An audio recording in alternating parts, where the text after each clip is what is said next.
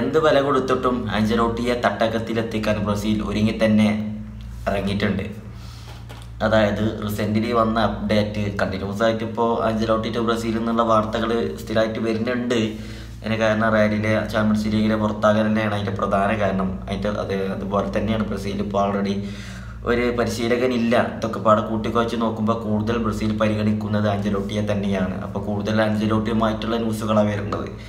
ഇപ്പോൾ recently Fabrizio വരെ report ചെയ്ത ന്യൂസാണ് ഏറ്റവും കൂടുതൽ പ്രതിഫലം വാങ്ങുന്ന ദേശീയ ടീം പരിശീലകനായിട്ട് കാർലോസ് ആഞ്ചലോട്ടി ബ്രസീലിലേക്ക് വരാൻ പോകുന്നു. റയൽ മാഡ്രിഡ് അദ്ദേഹത്തിന് കൊടുക്കുന്ന അതേ പ്രതിഫലം ബ്രസീൽ ഓഫർ ചെയ്തു എന്നാണ് പറയുന്നത്. ഇനിയെങ്കിലും ഒന്ന് വരുവാടെ വല്ലെങ്കിൽ നടക്കുമോ? ആ ബ്രസീലിനൊന്ന് മാറ്റിമറിക്കാൻ വല്ല ഓപ്ഷനും ഉണ്ടോ? കാർലോസ് ആഞ്ചലോട്ടി വന്നിട്ട് എന്തെങ്കിലുമൊക്കെ ഒരു മാറ്റം അടുത്ത വേൾഡ് കപ്പിന് പോകുമ്പോഴെങ്കിലും ആ ബ്രസീലിൻ്റെ ഭാഗത്ത് നിന്ന് നല്ലൊരു ഗെയിം നമുക്ക് കാണണ്ടേ. അതിന് ആഞ്ചലോട്ടി വന്നാൽ നേരാവുമെങ്കിൽ നേരാവട്ടെ. അതായത് റയൽ അദ്ദേഹത്തിന് കൊടുക്കണം അതേ പ്രതിഫലം വാഗ്ദാനം ചെയ്തിട്ടുണ്ട് എന്നാണ് റിപ്പോർട്ടുകൾ. അതിനുള്ള മുതലുണ്ട്. കാരണം അദ്ദേഹം പരിശീലിപ്പിച്ച 5 മേജർ ലീഗുകളിലും അദ്ദേഹം ചാമ്പ്യനായിട്ടുണ്ട്. La Liga, league 1, EPL, Bundesliga, Serie A, ഇതിലൊക്കെ അദ്ദേഹം ചാമ്പ്യനാണ്. അതിന് പുറത്ത് ചാമ്പ്യൻസ് ലീഗ് ട്രോഫികൾ വേറെയുണ്ട്. കോപ്പ ഡെൽ റേ ആയിട്ടൊക്കെ അങ്ങനെ ആയിട്ട് റയൽ മാഡ്രിഡ് അദ്ദേഹം നേടിയിട്ടുള്ളതൊക്കെ വേറെയുണ്ട്.